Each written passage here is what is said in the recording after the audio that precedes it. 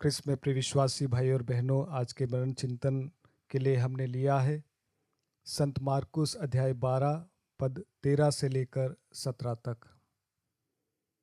उन्होंने यीशु के पास कुछ फरीसियों और हेरोदियों को भेजा जिससे वे उन्हें उनकी अपनी बातों के फंदे में फंसाए। वे आकर उनसे बोले, गुरुवर, हम जानते हैं कि आप सत्य बोलते हैं और किसी की परवाह नहीं करते हैं। आप मुंह देखी बात नहीं करते बल्कि सच्चाई से ईश्वर के मार्ग की शिक्षा देते हैं। कैसर को कर देना उचित है या नहीं, हम दे या नहीं दे। उनकी धूर्तता भांप कर यीशु ने कहा, मेरी परीक्षा क्यों लेते हो? एक दिनार लाकर मुझे दिखलाओ। वे एक दिनार लाए और यीशु ने उनसे पूछा, यह किसका चेहरा है और किसका लेख है? उन्होंने उत्तर दिया, कैसर का। इस पर यीशु ने उनसे कहा, जो कैसर का है उसे कैसर को दे दो और जो ईश्वर का है उसे ईश्वर को। यह सुनकर वे बड़े अचंभे में पड़ गए।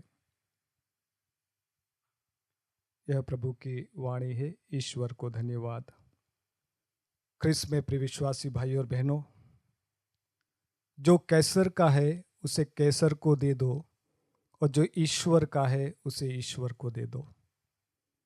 दूसरे शब्दों में अगर मैं कहूँ तो यीशु आज कहते हैं, जो राजा का है उसे राजा को दे दो और जो ईश्वर का है उसे ईश्वर को दे दो। आज के वचनों में हमें देखने को मिलता है कि शास्त्रियों और फरीसियों ने एक षड्यंत्र रचा कि हम यीशु को उनके ही शब्दों में फंसाकर उन्हें दंडवत करें, उन्हें दोष लगा सके। और इसीलिए वे आकर उनसे प्रश्न करते हैं, क्या हम राजा को महत्व दें या ईश्वर को महत्व दें?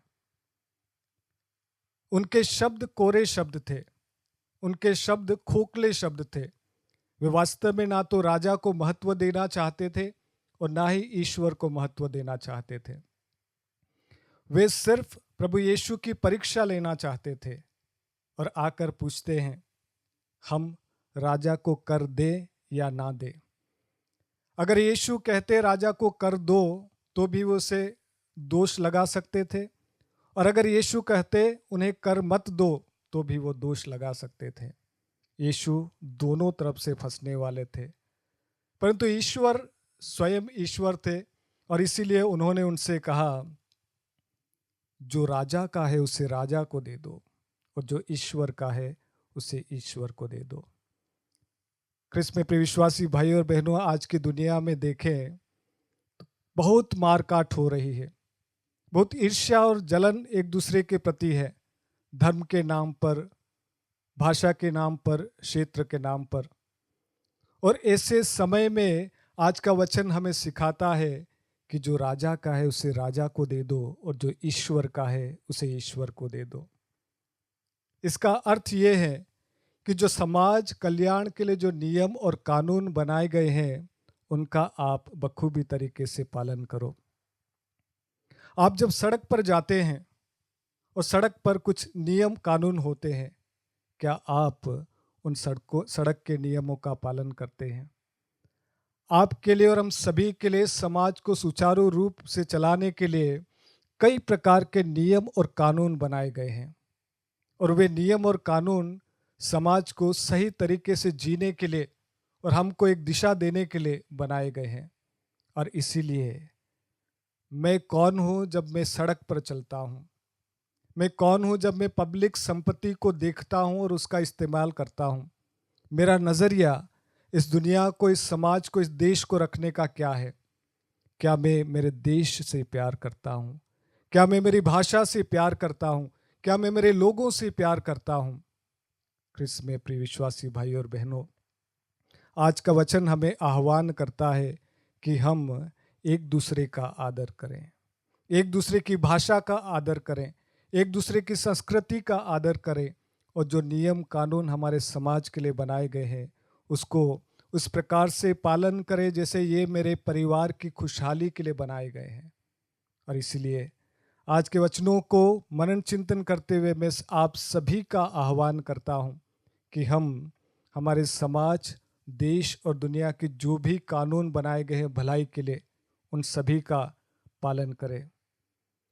क्रिस्त में प्रिय विश्वासी भाई और बहनों, आज का वचन हमें ये शिक्षा देता है कि हम हमारे धर्म का पालन पूर्ण विश्वास के साथ में करें। हम हमारे ईश्वर में पूर्ण विश्वास के साथ में उस पर भरोसा रखें। जो दूसरा भाग है, प्रभु कहता है, जो ईश्वर का है उसे ईश्वर को दे दो। इसका अर्थ क्या है? जब मैं अपने धर्म का पालन करता हूं तो क्या मैं दूसरे धर्म का अनादर करता हूं? जब मैं अपनी संस्कृति, अपनी भाषा, अपने परिवार का आदर करता हूं, प्यार करता हूं, क्या इसका अर्थ ये है कि मैं दूसरे के घर का, दूसरे की परिवार का, दूसरे की संस्कृति और भाषा का अनादर करूं? कदापि नहीं। मेरा धर्म में विश्वास करना, मेरा अपने ईश्वर में विश्वास करने का अर्थ ये है कि सारी दुनिया में जितने भी धर्म में विश्वास करने वाले भाई बहन लोग हैं, जितने भी भाषा भाषी के लोग हैं, जितने भी संस्कृति के लोग हैं, उन सभी का मैं अनादर नहीं करूं बल्कि आदर करूं। क्रिस्त में प्रिय विश्वासी भाई और बहनों, दुनिया में परेशानियां तभी आती है जब मैं धर्म और राजनीति को मिक्स कर देता हूं। मुझे समझ में नहीं आता कि धर्म कौन सा है, राजनीति कौन सी है, और इसीलिए आज सारी दुनिया में लड़ाई झगड़ा सिर्फ इसीलिए होता है। मनुष्य को पता नहीं कि क्या धर्म है, क्या राजनीति है, और इन दोनों को मिक्स करके मैं वास्तव में इंसानियत की मूल आधार को भूल जाता हूँ। आज मैं आप सभी का आह्वान करता हूँ कि आइए हम ईश्वर से प्रार्थना करें कि हमें ईश्वर प्रज्ञा और समझदारी का वरदान दे, ताकि हम एक दूसरे को समझ पाए, एक दूसरे को प्यार कर पाए और इस तरह एक खुशहाल समाज का निर्माण कर सके। आमीन।